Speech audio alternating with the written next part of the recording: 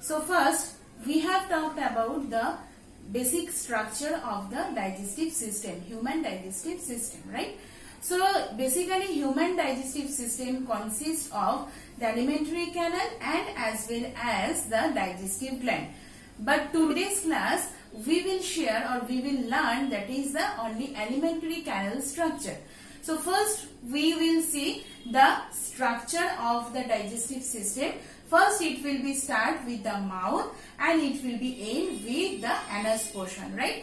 So in case of the mouth, after that mouth the pharynx it will be there, after that the esophagus it will be there, after that the stomach, means the alimentary canal, it is modified to the stomach part, okay? And after the stomach it will be the small intestine, okay? So small intestine it will be followed by the large intestine and at last the large intestine it will be end with the anus, okay? So let's start. As we know that the alimentary canal it will start from the mouth cavity, okay? So another name of the mouth cavity it will be the buccal cavity, okay? So it will start from the mouth region. Whenever we will take the foods, means holozoic nutrition it will start. Previous classes we have talked about the holozoic nutrition and I have given the link in the description box.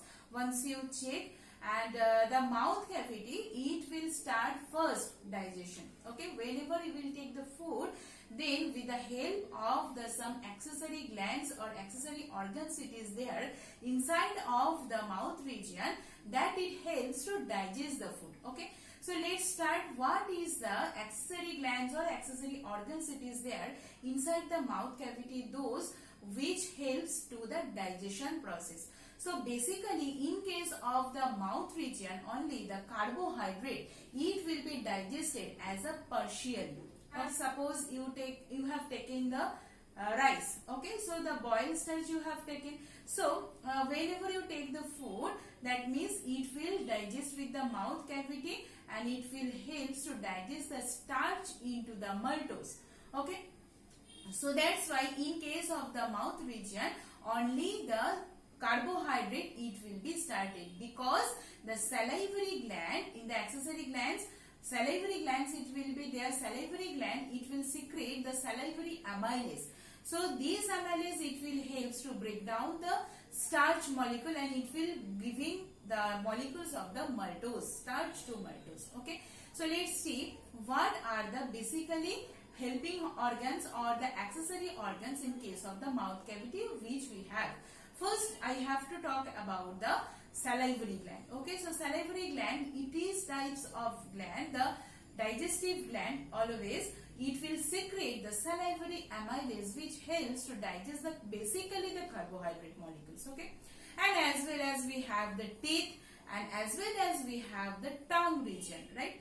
So in case of the teeth, we are the basically heterodont, because in case of our teeth there are 4 types of teeth: incisor, canine, premolar and molar, okay? So basically if you want to know what are the formula of the dental arrangement, that time we have to talk about the formula. So let's see what about the dental formula. In the teeth we have the different types of teeth: incisor, canine, premolar and molar, okay? So in case of the incisor it will be 2 by 2, canine it will be 1 by 1, premolar it will be 2 by 2 and molar it will be 3 by 3, okay? So that is the human teeth formula which we have for basically the digestion, to mix up the food materials with the salivary juices, okay? And next it will come the tongue region. So in our tongue there are many types of region. It is differentiated for taste of the different types of the food. Suppose in case of sour taste, suppose in case of sweet, that type of different types of taste which we can sense. That is why in our tongue they have many regions, okay? Whenever you take the food, basically the food materials, the food items, it will digest it. It will be digested partially. Okay, so partially digested. Partially digested with the help of the salivary juices. Salivary juices, that is contains the amylase, mainly carbohydrate breaking enzyme. So partially digested means carbohydrate, it will always partially digested in case of our mouth region or the buccal cavity. Next part we will move to the esophagus, the second alimentary canal part. Now the second part of the alimentary canal, what it will be? The food pipe or the esophagus. It will be the second part of the alimentary canal. Okay, so it named as the esophagus. Okay, so what it is the main structure? So it is like a pipe, like a rod shaped structure which have at about 25 centimeter length. Okay, so in the chest cavity it will cross 23 centimeter, and in your throat region or the stomach region both it will contain 1 centimeter, means 23 plus 2, it will be under the 25 centimeter. Okay, so it will be 25 centimeter long. Connects mouth to stomach. So in case of the mouth, what we have now, I have already taken the food in the ingestion process, we have completed. After that, whatever the partially digested food what is present in case of our mouth, that is passed by the esophagus from the mouth to the stomach. Okay, so that is the main thing in case of the esophagus. And the food component, whenever it will pass from our mouth to the stomach, that time the movement, how the food it will reach inside the stomach from the mouth, that is called as the peristalsis. Peristaltic movement, it is inside the esophagus, the movement of the partially digested food components with the contraction and the relaxation of the esophagus, so that the food can easily go to the stomach part with the help of the esophagus. Plus some mucus it will secrete, so that the food components it can easily pass to the stomach. That is known as the peristaltic movement or the peristalsis. Food component is called the bolus. Inside the esophagus, whenever the food it is passing from the mouth to the stomach, that time the food component it is present inside the esophagus, it is known as the bolus. Okay, so the third part of the alimentary canal, third part it will be the stomach. Stomach basically a J-shaped organ. Okay, like a J in the letter alphabet, like a J-shaped organ. Okay, and where it is located? The left side of the abdomen. Left side of your abdomen portion, the stomach basically located. And in case of the stomach part, the stomach, which part it is connected with the esophagus, means it is the esophagus. So in the esophagus part, or the connection between esophagus and the stomach, the part it is known as the fundus. The part it is known as the fundus part. Okay, and basically the major part of the stomach, basically it is a sac-like structure, right? So major part of the stomach it is called as the body part. It is called as the body part, right? And whenever it will contact with the next part, means it is followed by the small intestine, that part of the stomach it is called as the pylorus, pyloric end or the pylorus. So this is the basic division of the stomach. First it will come the fundus, then body, then the pylorus end.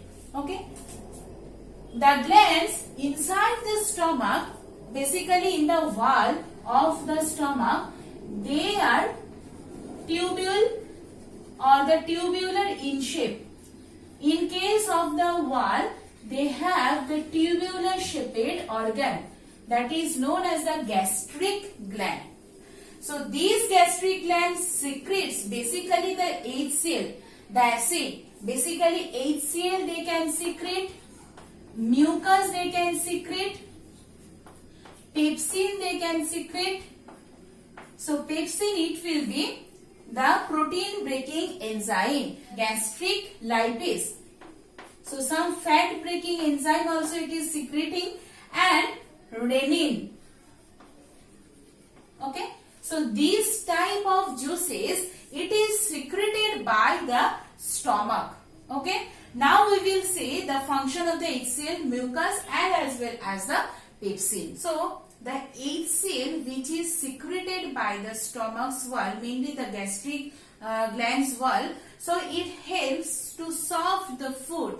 It helps the food whichever it will come from the esophagus, means from the ultimately from the mouth cavity, which it is reached inside the stomach with the help of the fundic part or the fundus part, that is the HCl. Whenever HCl it will mix with the food materials, that time the food it will soft.